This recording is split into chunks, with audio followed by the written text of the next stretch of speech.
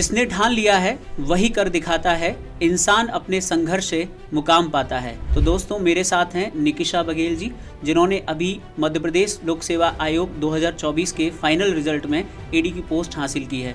Sir result आने के बाद तो जैसे लाइफ चेंज हो गई है। पहले हम भीड़ का हिस्सा हुआ करते थे, अब वही भीड़ हमें रिकॉग्नाइज कर रही है। स्ट्रेस और प्रेशर, हम सभी जानते हैं कि तैयारी के दौरान हर एस्पिरेंट को इन सब का सामना करना पड़ता है। कुछ समय ऐसा आता है जब उसको लगता है कि यार सिलेक्शन नहीं हो रहा है, तो हम कैसे इस स्ट्रेस को आपने दूर किया? मेरे साथ वाले जो थे 2022 के इंटरव्यू पे ऑलमोस्ट सारे ही सिलेक्ट हो गए थे।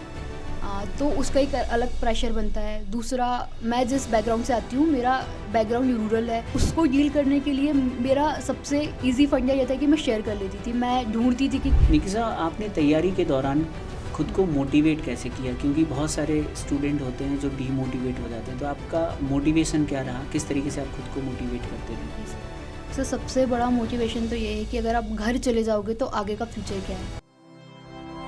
स्टडी IQ पीसेस, आपका सिलेक्शन हमारा मिशन। जिसने ठान लिया है वही कर दिखाता है, इंसान अपने संघर्ष से मुकाम पाता है। दोस्तों आज के हमारे जो गेस्ट हैं उन्होंने भी इसी तरह का संघर्ष किया है और आज के हम इस पॉडकास्ट में उनके संघर्ष की कहानी को जानेंगे। तो दोस्तों मेरे साथ हैं निकिशा बघेल जी, जिन्होंने अभी मध्य प्रदेश लोक सेवा आयोग 2024 के फाइनल रिजल्ट में एडी की पोस्ट हासिल की है। तो आज के हम इस पॉडकास्ट में बात करेंगे निकिशा के बारे में कि निकिशा ने किस तरीके से संघर्ष किया है और अंतिम चयन अपना हासिल किया है। निकिशा, सबसे पहले आपको ढेर सारी शुभकामनाएं एवं बधाई हो। थैंक यू सो मच जी निकिशा, सबसे पहले ये बताइए कि अभी जब रिजल्ट में आपको पता चला कि आपका सिलेक्शन हो गया तो आपको कैसा लगा? सर सबसे पहले तो मैं आपको थैंक यू बोलना चाहती हूँ और स्टडी IQ की सारी टीम को मैं थैंक यू बोलना चाहती हूँ कि आपने मुझे ये प्लेटफॉर्म दिया ताकि मैं अपनी जर्नी लोगों तक पहुँचा सकूँ।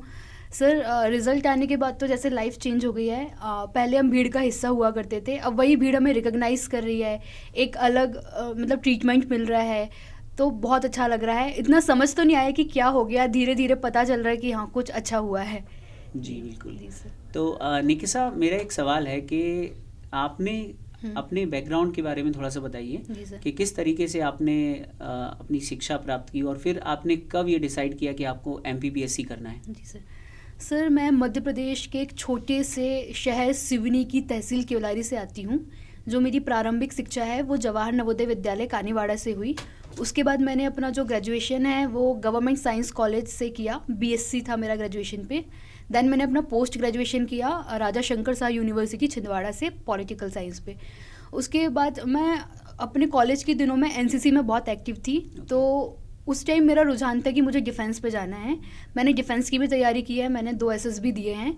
अनफॉर्चुनेटली मेरा वहाँ हो नहीं पाया, लेकिन मेरा शुरू से था कि मुझे राष्ट्रीय सेवा पे ही जाना है और सिविल सर्विस हमेशा मेरा एक ऑप्शन था, क्योंकि मेरे पापा चाहते थे कि मैं सिविल सर्विसेज में जाऊँ।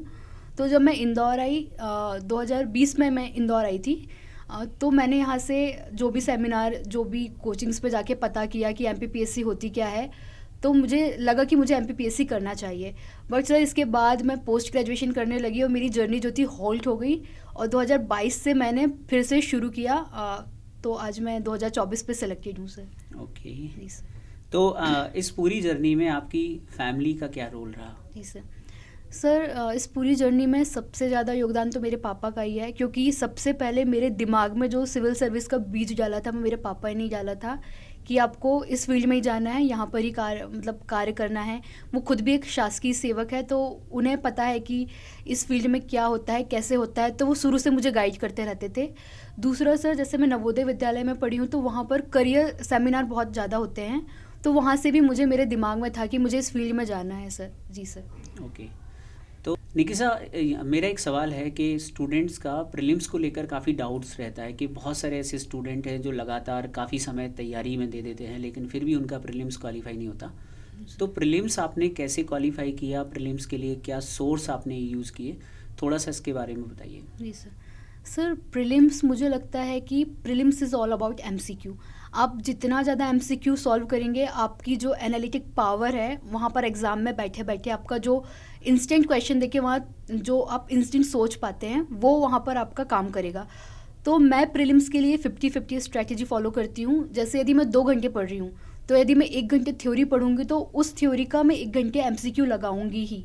और प्रीलिम्स के लिए एक सबसे अच्छा सोर्स है जो प्रीवियस ईयर क्वेश्चन होते हैं, आप उनको लगा लें तो आपको एक मोटा मोटा आइडिया बन जाता है कि एमपीपीएससी में एनालिटिकल क्वेश्चन पूछ रहे हैं या फैक्चुअल क्वेश्चन पूछ रहे हैं, तो वो एक गाइड की तरह आपको काम करता है। प्लस सिलेबस तो हमारे पास है ही। तो सर मुझे लगता है कि अगर मेरा टारगेट होता था कि मैंने 2025 के लिए टारगेट बनाया था कि मुझे प्रीलिम्स के पहले मुझे 10,000 एमसीक्यू लगाने हैं किसी भी हालत पे, तो सर वो मैंने पूरा किया और प्रीलिम्स में मुझे काफ़ी अच्छे मार्क्स मिले थे। सर साथ ही मैं बताना चाहती हूँ कि प्रीलिम्स पे लापरवाही क्या होती है। मुझसे 2023 पे आखिरी में मैंने कुछ हमारे टॉपिक्स होते हैं जिन्हें हमें एक दिन पहले रिवाइज करके जाना ही है, जैसे कि सेंसस हुआ। सेंसस से हर साल एमपीपीएससी पे 3 से 4 क्वेश्चन बनते हैं और वो डिसाइडिंग होते हैं। बिकॉज मुझे लगता है कि अगर आपका एमपीपीएससी का प्रीलिम्स रुक रहा है तो वो इसलिए नहीं रुका कि जो टफ क्वेश्चन आए थे, क्योंकि टफ क्वेश्चन किसी से नहीं बन रहे। आपका रुका इसलिए है क्योंकि जो क्वेश्चन सबसे बन गए वो आपसे नहीं बन पाए। तो मेरे साथ 2023 पे यही हुआ कि 3 क्वेश्चन सेंसस के आए थे, मैंने सेंसस रिवाइज नहीं किया, 10 दिन पहले मैंने पढ़ लिया था, मैं वहाँ पर कंफ्यूज हुई और मैंने तीनों के तीनों सेंसस के क्वेश्चन गलत किए। कट ऑफ था 81, मेरे 78 मार्क्स आए, एग्जैक्ट 3 नंबर से रुका हुआ था।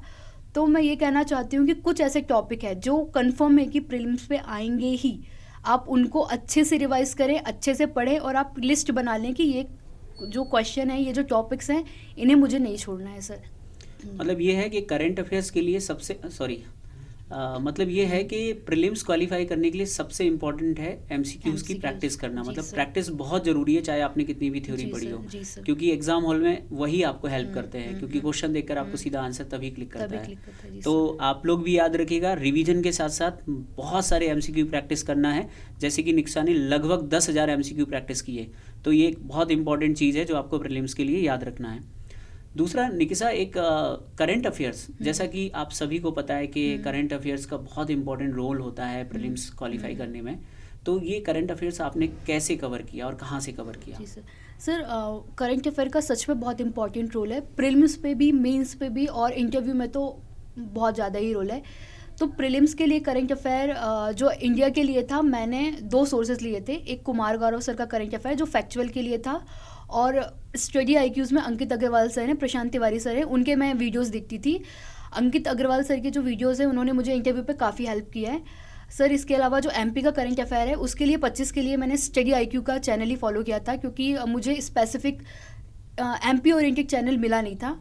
और सर इसमें Gaurav Sharma sir current Gaurav Sharma sir, जी sir daily current affairs classes होती है हमारी स्टडी आईक्यू के चैनल पे। जी सर, मैं वही देख रही थी। और अभी स्टडी आईक्यू ने बहुत अच्छी टीम लॉन्च की है, क्योंकि चेहरे वही हैं। मैं आपसे तो मैंने पढ़ा हुआ है, मैं सबको जानती पहले से हूँ बस।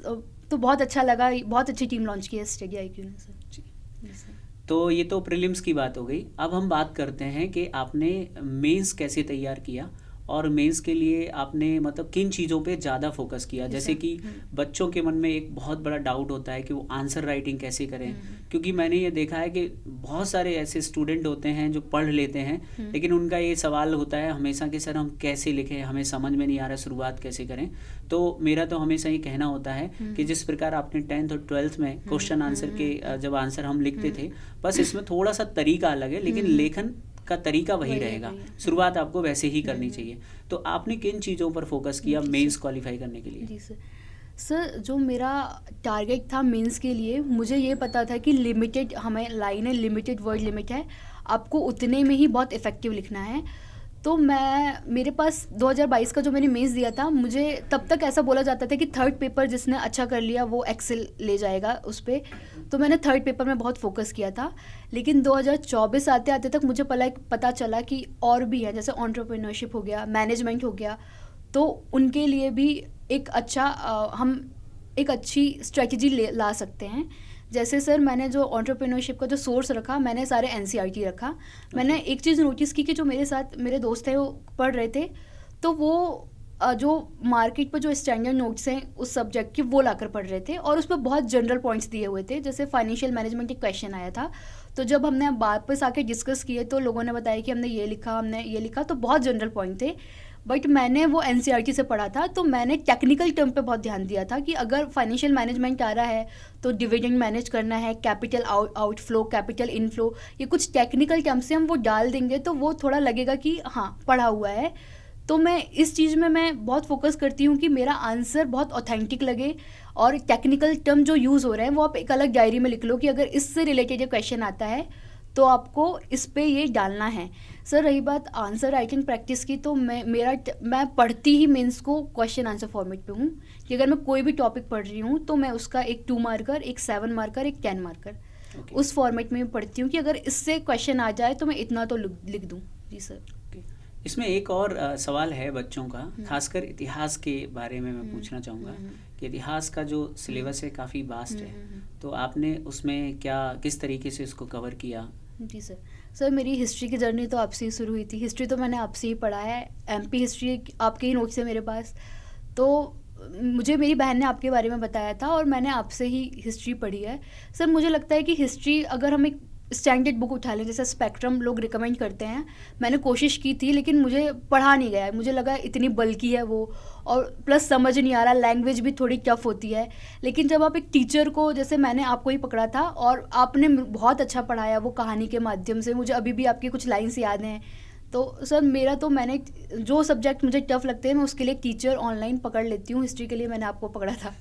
जी सर। निक्शा, एक और क्वेश्चन है कि जैसे कि जो हमारे नए एस्पिरेंट हैं जो तैयारी की शुरुआत कर रहे हैं, तो आप ज़रा उनको ये सजेशन दीजिए कि आपका रूटीन कैसा था, कितना समय आप पढ़ने को देते थे, किस तरीके से आपने टाइम मैनेजमेंट किया, क्योंकि बहुत सारे ऐसे लोग हैं जो जॉब भी करते हैं और समय देना चाहते हैं, तो लगभग कितना समय आप तैयारी को देते थे? जी सर मेरा बहुत ही बेसिक स्टडी रूटीन था। मुझे लगता है कि मेरी जो कैपेबिलिटी है वो 6-7 घंटे से ज़्यादा नहीं है। अगर एग्ज़ाम बहुत पास है तो 8-9-10 घंटे पहुंच जाता है, बट अगर एग्ज़ाम दूर है और एवरेज जो मेरी स्टडी टाइमिंग है वो 6 से 7 घंटे है, उस पे ही मैं इफ़ेक्टिव पढ़ने की कोशिश करती थी। जो लोग जॉब करते हैं उनको मैं गाइड कैसे करूं, क्योंकि मैंने जॉब में रहते हुए पढ़ाई तो नहीं की है, लेकिन मुझे लगता है कि एमपीपीएससी आपसे बहुत ही इफ़ेक्टिव और बहुत ही एफिशिएंट स्टडी मांगती है कि आप 6 से 7 घंटे भी आप निकाल कर पढ़ ले रहे हो, और अगर आप जॉब करते हो तो 3 से 4 घंटे भी सफिशिएंट हैं। बस ये है कि क्वालिटी वाली आप पढ़ाई करें। तो जी सर। निक्शा, तैयारी के दौरान आपको ऐसे कौन कौन से चैलेंजेस हैं जिनका सामना करना पड़ा, या कौन सी ऐसी मुश्किलें हैं जिन्होंने आपको थोड़ा परेशान किया? जी सर जब मैं 2022 का जब मैं इंटरव्यू तक गई, उसके बाद मेरा जब फाइनल सिलेक्शन नहीं हुआ, एंड देन 2023 का मेरा प्रीलिम्स रुक गया, तो मुझे लगने लगा कि बट अच्छी बात ये है कि एमपीपीएससी की जो प्रोसेस थी वो कंटिन्यू थी, कि 2022 की प्रोसेस ख़त्म नहीं हुई, 23 चली रही थी, 24 भी बीच पे आ गया था। पर उस दौरान मैंने एक गलती कर दी थी कि मैं अदर एग्ज़ाम पे ध्यान देने लगी थी। मैंने DSSB का एग्ज़ाम दिया था उस टाइम पे, जूनियर जुडिशियल असिस्टेंट का। उसका मैंने प्री भी क्वालिफाई किया, मेन से भी क्वालिफाई किया था। देन उसका टाइपिंग टेस्ट था, और टाइपिंग टेस्ट के दिन ही मेरा जो इसकी 26 अक्टूबर को इसकी डेट क्लैश हो रही थी मेंस के साथ पे। तो मेरे पास ऑप्शन था कि या तो मैं, क्योंकि एमपीपीएससी में मेरा 22 का मुझे उम्मीद थी कि शायद हो जाएगा, लेकिन हुआ नहीं था, तो मैं थोड़ी डिमोटिवेट हो गई थी, और मुझे लगा कि 24 में भी यदि मेरा नहीं हुआ, और चूँकि मैं घर में बड़ी हूँ और मेरी छोटी बहन ऑलरेडी जॉब में थी, तो थोड़ा प्रेशर भी था कि मुझे जॉब लेना है। तो मेरे दिमाग में एक बार आया कि क्या मैं DSSB का एग्ज़ाम देने चले जाऊँ, पर फिर मैंने खुद को संभाला और मैंने बोला नहीं, मैं एमपीपीएससी ही करूँगी, मुझे इसी फील्ड पे जाना है। और थैंक गॉड मैंने उस दिन वो चूज़ किया, और आज मैं उसी एग्ज़ाम पे आज सिलेक्टेड हूँ यहाँ पर। कहने का मतलब है कि आप अपने लक्ष्य के प्रति डेडिकेट रहें। जी सर। जब आपका लक्ष्य क्लियर होता है तो आप सफलता जरूर प्राप्त कर लेते हैं। जी सर। एक और क्वेश्चन है निक्शा कि जैसे कि स्ट्रेस और प्रेशर, हम सभी जानते हैं कि तैयारी के दौरान हर एस्पिरेंट को इन सब का सामना करना पड़ता है। कुछ समय ऐसा आता है जब उसको लगता है कि यार सिलेक्शन नहीं हो रहा है, तो हम कैसे इस स्ट्रेस को आपने दूर किया?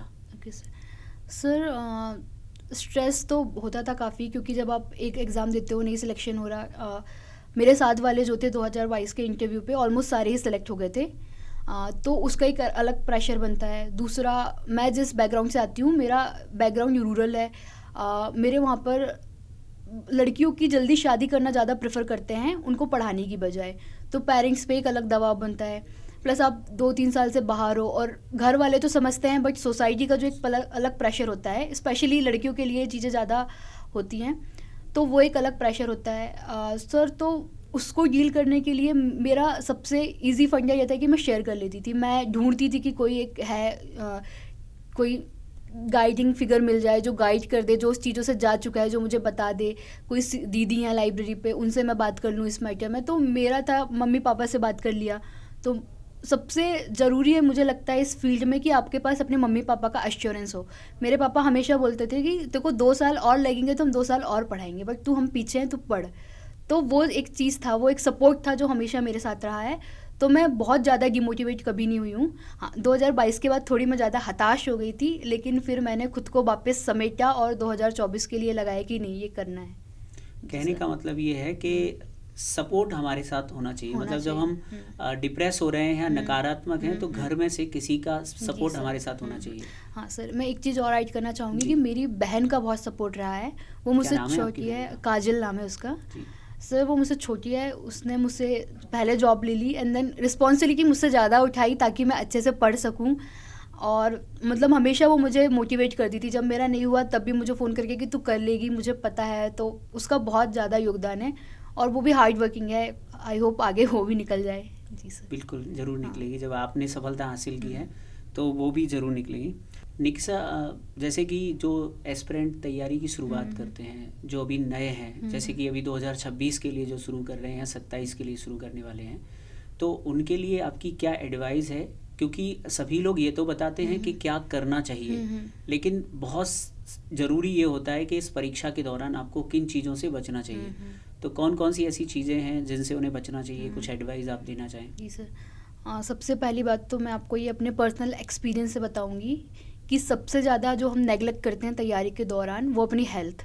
मेरे साथ ये 2023 के प्रीलिम्स के टाइम हुआ, 2024 के मेंस के टाइम में भी हुआ। मुझे 2024 के मेंस पे टाइफाइड था, मैं बॉटल लगती थी, मैं एग्ज़ाम देने जाती थी। लास्ट पेपर के दिन मैं 2 दिन एडमिट हुई, उसके बाद मैं घर गई। तो बहुत गंदी सिचुएशन थी। हिंदी में रिवाइज़ नहीं कर पाई थी। बहुत सारे ऐसे पेपर थे जो मैं रिवाइज़ ही नहीं कर पाई अच्छे से। शायद मेंस पे और अच्छे नंबर आ जाते, बट उसका एक रीज़न था कि खाना, हम लोग बाहर रहते हैं चूँकि, तो मेस का खाना प्रेफर करते हैं। कई बार मेस पे अच्छा खाना नहीं मिला तो बाहर खा लिया। लेकिन ये सब चीज़ें बिल्कुल नेगलेक्ट करनी है एग्ज़ाम के टाइम में। सात्विक भोजन खाएं, अच्छा खाएं और हेल्थ का विशेष ध्यान रखें, क्योंकि शरीर ही है जो आपको वहाँ पर 3 घंटे बिठाकर आपको 3 घंटे लिखना है, दिमाग ही आपका काम करेगा। तो एक गलती तो बच्चे ये करते हैं। दूसरी गलती ये करते हैं कि सिनॉप्सिस नहीं बनाते हैं और अपना जो सोर्स है बहुत ज़्यादा फ्रेगमेंटेड रखते हैं। तो 6 दिन लगातार एग्ज़ाम चलने हैं, आपको आना है, आपको दूसरे पेपर से पहले वो पूरा रिवाइज़ करना है। तो सिनॉप्सिस नहीं होते हैं तो आप इतना बल्कि सिलेबस रिवाइज़ नहीं कर पाते। बहुत सारे टॉपिक ऐसे रहते हैं जो अनटच्ड रह जाते हैं। तो सर मुझे लगता है कि सिनॉप्सिस बहुत ज़रूरी है। आप सम अप कर लें सारे अपने सोर्सेस को और मोटा मोटा ऐसा रखें कि आप एक बार पलटा लें पूरा सिलेबस। जी सर, एक गलती और ये होती है कि प्रीलिम्स के टाइम पे जो गलती होती है वो मुझे लगता है कि एमसीक्यू बच्चे सॉल्व नहीं करते। थ्योरी पढ़कर ही वो सोचते हैं कि वहाँ हो जाएगा, लेकिन मुझे लगता है कि एमसीक्यू जो हमारी अदर टेक्निक्स है, जैसे एलिमिनेशन पावर है या फिर जैसे तुक्का लोग कहते हैं, तो मुझे लगता है कि तुक्का नहीं है। तुक्का उस चीज़ का परिणाम है जो आपने प्रैक्टिस की है, जो 10,000 एमसीक्यू आपने लगाए हैं। तो उसके बेसिस पर आप तुक्का लगा सकते हैं कि क्या सही हो सकता है, क्या गलत हो सकता है। निकिसा, एक और बहुत इम्पोर्टेंट क्वेश्चन मैं पूछने जा रहा हूँ आपसे, क्योंकि मैंने ये देखा है कि बहुत सारे स्टूडेंट शुरुआत करते हैं तैयारी की और वो केवल प्रीलिम्स पढ़ते रहते हैं। इवन कई सारे जो सिलेक्टेड स्टूडेंट हैं उन्होंने भी अपने इंटरव्यू में ये बताया है कि हमने 1 साल पहले प्रीलिम्स पढ़ा, फिर बाद में रियलाइज़ हुआ।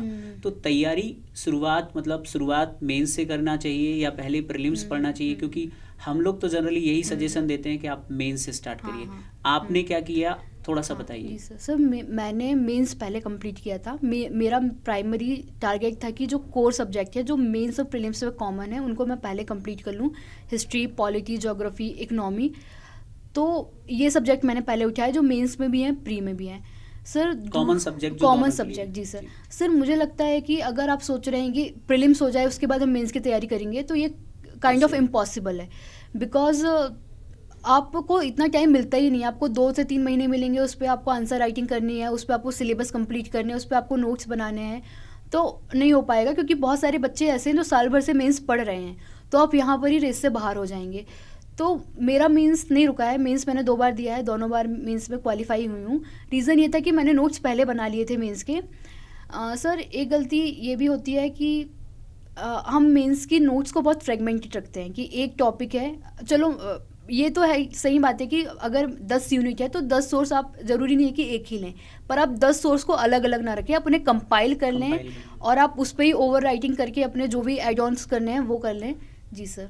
मतलब कुल मिलाकर बात यह है कि आपको अपने खुद के एक नोट्स तैयार करने चाहिए जिनका रिवीजन करके आप जो है मेंस में हेल्प ले सकते हैं। मतलब सिनोप्सिस आपके पास जरूर होनी चाहिए। जी सर, जी सर। निक्सा, एक बहुत इम्पॉर्टेंट सवाल है जो अक्सर मुझसे स्टूडेंट्स पूछती हैं, खासकर लड़कियों का एक सवाल होता है कि क्या तैयारी के लिए इंदौर जाना ज़रूरी है? और बहुत सारी ऐसी लड़कियां हैं जिनको घर से बाहर निकलने की परमिशन नहीं होती, तो इसके लिए आप क्या एडवाइस देना चाहेंगे? सर मुझे लगता है कि इंदौर आना बिल्कुल ज़रूरी नहीं है, यदि आप घर पे डिसिप्लिन मेंटेन कर पा रहे हैं। जैसे मेरे साथ ऐसा था कि मुझे चाहिए एनवायरनमेंट कि मैं लाइब्रेरी पे बैठ के पढूं, मेरे आजू बाजू 10 लोग पढ़ेंगे तो मुझे प्रेशर बनेगा, लेकिन नहीं, ऐसा बिल्कुल ज़रूरी नहीं है। लोग घर से भी पढ़ रहे हैं और बहुत अच्छे से एग्ज़ाम निकाल रहे हैं। आजकल ऑनलाइन सब कुछ अवेलेबल है, सारा कंटेंट, सारा सिलेबस आपको ऑनलाइन मिल जाएगा, तो बिल्कुल ज़रूरी नहीं है इंदौर आना। निक्सा, आपकी तैयारी के दौरान आपकी फैमिली का तो आपने बता दिया, लेकिन आपके फ्रेंड्स का क्या आपकी तैयारी में योगदान रहा? उन्होंने किस तरीके से आपको सपोर्ट किया? सर जी सर, फ्रेंड्स बहुत ज़रूरी होते हैं, क्योंकि लोग बोलते हैं कि इंदौर आके माहौल मिलता है इसलिए लोग इंदौर आते हैं, बट इंदौर में माहौल आपको बना बनाया नहीं मिलता, माहौल आपको बनाना पड़ता है। मैं 1 साल इंदौर पे बहुत पॉश एरिया में रहती थी, जहाँ मेरे आजू बाजू इतना मुझे कंपटीशन दिखता नहीं था, या लोग अदर एग्ज़ाम्स की प्रिपेयर कर रहे थे। जब मैं मेन जो जंक्शन है इंदौर में भंवर कुआं, वहाँ पर मैं आई, उस साइड मैंने लाइब्रेरी ज्वाइन की, तो हमारी लाइब्रेरी पे एक ग्रुप हुआ करता था, उस पर दीदी भैया लोग हैं जो ऑलरेडी मेंस निकाले हुए थे, इंटरव्यू दिए हुए थे, उनका ग्रुप था 10-12 लोगों का। मैं उस पर जुड़ी, तो उसका एक सिस्टम था कि शाम को 4-5 बजे चाय पे जाते थे, सब लोग 10-10 क्वेश्चन बना के लाते थे और एक दूसरे से पूछा करते थे। Group discussion. और वो हमेशा, मतलब प्रीलिम्स से 1 महीने पहले वो चाय के टाइम पे हमने किया, तो उससे बहुत बूस्ट मिला। और एक रहता था कि अभी शाम में पूछने वाले हैं, तो हम एक्स्ट्रा डबल एनर्जी से पढ़ाई भी करते थे उस चीज़ का। सर दूसरा, मेरे फ्रेंड्स ने मुझे, मतलब जो मोटिवेशन है, जब हताश हो जाते हैं तो फ्रेंड्स लोगों ने बहुत चीयर अप किया, हम लोग साथ पे ही बैठ के पढ़ते थे। मेरी दोस्त है शिवानी, जैसे मैंने आपको बताया कि मेंस के टाइम में बीमार पड़ गई थी मैं, तो वो मुझे बॉटल लगवाने ले जाती थी और डॉक्टर के पास ले जाती थी, तो उसने मेरी बहुत हेल्प किया है। दूसरा, मेरा एक दोस्त है कुशाग्र, उसकी इकोनॉमी बहुत अच्छी थी, और चूंकि मैं साइंस बैकग्राउंड से थी और इकोनॉमी से मुझे बहुत डर लगता था, तो मैंने उससे मदद ली, तो उसने मुझे फ़ोन में इकोनॉमी पढ़ाई है, क्योंकि वो ऑलरेडी जॉब में था। तो बहुत सारे दोस्तों ने बहुत मदद की है सर। जी सर। कुल मिलाकर आपकी तैयारी में आपकी फैमिली, आपके फ्रेंड्स का बहुत इम्पोर्टेंट रोल रहा है, जिसकी वजह से आपको सफलता हासिल हुई है। जी सर। निक्सा, ये जो आपकी जर्नी रही है पूरी, इतना जो आपने तैयारी को समय दिया है, इस तैयारी से आपको क्या सीख मिली है? सर मुझे लगता है कि MPPSC सिर्फ ज्ञान की परीक्षा नहीं है, ये आपके धैर्य की भी परीक्षा है, क्योंकि MPPSC अपने आप पे ही 1-1.5 साल की प्रोसेस है, और उस पर भी अगर आप किसी प्रोसेस पे अटक गए तो आपको फिर से शुरू करना है, शुरू से। तो अगर आप चाहते हैं कि ज्ञान के बल में आप ये एग्ज़ाम निकाल लें तो नहीं, अगर आपके पास 2 से 2.5 से 3 साल नहीं है तो आप इस परीक्षा के बारे में ना सोचें, क्योंकि कई बार ऐसा होता है कि क्विकली परीक्षा हो गई है, जल्दी रिजल्ट आ गया, लेकिन बहुत टाइम से ऐसा देखा जा रहा है कि 1.5 साल तो लग ही रहा है मिनिमम। तो एक ये सर। दूसरा, मुझे पेशेंस तो बहुत आया इस परीक्षा की तैयारी करते हुए, और मुझे बहुत अच्छे लोगों से मिलने का मौका मिला जो बहुत टाइम से बहुत इस फील्ड में हैं, जो उनसे बात करके पता चलता है कि हाँ क्या है ये। तो जी सर। निक्सा, आपने तैयारी के दौरान खुद को मोटिवेट कैसे किया? क्योंकि बहुत सारे स्टूडेंट होते हैं जो डीमोटिवेट हो जाते हैं, तो आपका मोटिवेशन क्या रहा? किस तरीके से आप खुद को मोटिवेट करते थे? जी सर, सबसे बड़ा मोटिवेशन तो ये है कि अगर आप घर चले जाओगे तो आगे का फ्यूचर क्या है। तो जो आगे का फ्यूचर था वो मैं सोचना भी नहीं चाहती कि नहीं, मतलब शादी वादी ये सब तो मैं नहीं सोचती हूँ अभी, बात की बात है। पर मेरा जो प्राइमरी में गोल देखती थी कि मैं खुद को एज अ सिविल सर्वेंट देखना चाहती थी। सो दूसरा, मैं पोयम, कविता पढ़ के या कुछ मोटिवेशनल वीडियो देखकर खुद को मैं मोटिवेट कर लेती थी, जिस पे मुझे अभी 2-4 लाइन याद आ रही हैं जो जाकिर खान से की हैं। उन्होंने ये कविता जब बोली थी तो मैंने इसे मैं सुन लेती हूँ, मुझे बहुत ज़्यादा मोटिवेट करती है ये कविता। जैसे, न सूर्य मेरे साथ है तो क्या नहीं ये बात है, वो शाम थी तो ढल गया, वह रात से था डर गया, मैं जुगनुओं का यार हूँ, मैं शून्य पे सवार हूँ। तो सर ऐसी कुछ कविता मैं सुन लेती हूँ, खुद को मोटिवेट कर लेती हूँ। जी सर। बहुत अच्छा। Thank you, sir. ज़रूरी है मोटिवेशन के लिए कुछ ना कुछ हमको करते रहना चाहिए, क्योंकि सभी के साथ ऐसा होता है कि हम डीमोटिवेट होते हैं। जी सर।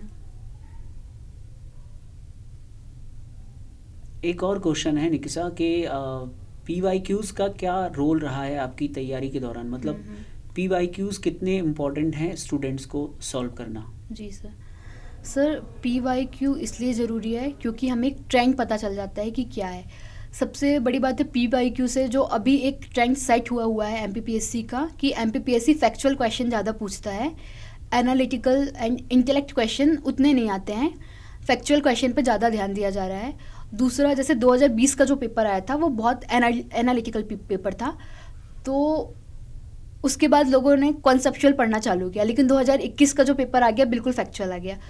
तो मुझे लगता है कि PYQ आपको बताते तो हैं कि आपको किस तरीके से पढ़ना है, किस टाइप के क्वेश्चन आते हैं, लेकिन आप उस पर 100% रिलाई ना होएं, क्योंकि MPPSC ने अगले ही साल बिल्कुल फैक्चुअल पेपर बना दिया। अभी 2-3 साल से ऐसा ट्रेंड है कि फैक्चुअल पेपर ही आ रहा है। तो PYQ आपको बताते तो हैं, लेकिन साथ पे आप पूरा सिलेबस अच्छे से थोरोली कवर करें। निकिसा, लास्ट में हमारे जो स्टूडेंट इस पॉडकास्ट को सुन रहे हैं उनके लिए आप क्या एडवाइस देना चाहते हैं जो अभी तैयारी की शुरुआत करना चाहते हैं? जो भी एस्पिरेंट्स हैं उन्हें मैं बोलना चाहती हूँ कि यदि आप अभी 2026 के प्रीलिम्स को टारगेट कर रहे हैं, तो आप, जैसे अभी तो 26 का नोटिफिकेशन आएगा नवंबर पे, और अभी से लेके आपके पास 5-6 महीने अप्रॉक्स हैं, तो उसके लिए आप अभी, वही मैं बोलूँगी कि आप जो कोर सब्जेक्ट हैं, जो कॉमन सब्जेक्ट है वो उठा लें, और उसके बाद जैसे ही नोटिफिकेशन आता है प्रीलिम्स आप उठा लें, प्रीलिम्स की ही प्रैक्टिस करें। क्योंकि अगर आप कुछ जो मेंस के सिर्फ मेंस के जो सब्जेक्ट हैं, जैसे सोशियोलॉजी हो गया, एंटरप्रेन्योरशिप हो गया, तो ये आप अभी नहीं कर पाए तो मेंस के बाद आप इन्हें कर भी पाएंगे, हो भी जाएगा ये। तो मैं यही बोलना चाहूँगी कि अभी आप ये ना सोचें कि सिर्फ प्रीलिम्स पढ़ के प्रीलिम्स निकाल लें, एंड देन जब प्रीलिम्स का रिजल्ट आ जाएगा तो हम मेंस की तैयारी शुरू करेंगे। प्रीलिम्स प्लस मेंस को साथ पे लेके चलें, और प्रीलिम्स का जब नोटिफिकेशन आए तो आप सोनली से प्रीलिम्स पढ़ें, MCQ लगाएं। तो जी सर, मैं यही बोलना चाहूँगी। और हेल्थ का ध्यान रखें, क्योंकि तबीयत बहुत ज़रूरी है, बहुत ज़रूरी है। इसी में मैं एक बात और कहना चाहता हूँ कि जो लोग अभी तैयारी की शुरुआत करना चाहते हैं, MPPSC स्टडी IQ की जो टीम है वो पूरी तरह से डेडिकेट है, जिसमें मैं हरी सिंह राजपूत, मेरे साथ वैभव सिवरे सर, गौरव शर्मा सर, रजत शर्मा सर, ये पूरी की पूरी जो टीम है वो आपको जो है पूरी तैयारी करवा रही है। तो आप जो है इस चैनल पे क्लासेस को देख सकते हैं। तो अभी हम लोगों ने बात की निकिसा से और उनकी स्टोरी के बारे में जाना कि किस तरीके से उन्होंने संघर्ष किया और फाइनली जो है उन्होंने अपना अंतिम चयन हासिल किया। तो निकिसा जी, आपसे बात करके बहुत अच्छा लगा, और मुझे लगता है कि आपका ये पॉडकास्ट जब स्टूडेंट सुनेंगे तो खासकर उन स्टूडेंट्स को काफ़ी लाभ मिलने वाला है जो तैयारी की शुरुआत करने वाले हैं, और तैयारी के दौरान जो उनको समस्याएं आती हैं खासकर, तो उनसे वो खुद को कैसे बचाएंगे, ये सारे प्रश्नों का जवाब इस पॉडकास्ट में उनको मिल जाएगा। Thank you Nikisa. Thank you sir. मैं एक बार फिर से सर को और स्टडी IQ की पूरी टीम को धन्यवाद कहना चाहूँगी। Thank you very much. Thank you.